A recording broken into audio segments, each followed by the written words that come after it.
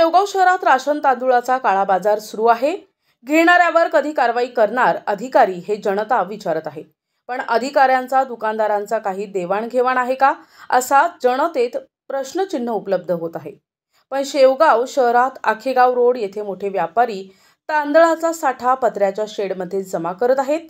अधिकारी कारवाई करायला कमी पडत आहेत।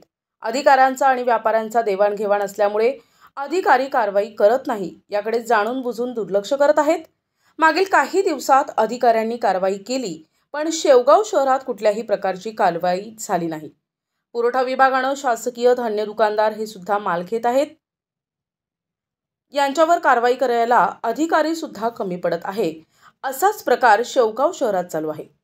खुलेआम चालू असलेले तांदूळाचा काळा बाजार कधी बंद होणार, असा नागरिक प्रश्न विचारत आहेत।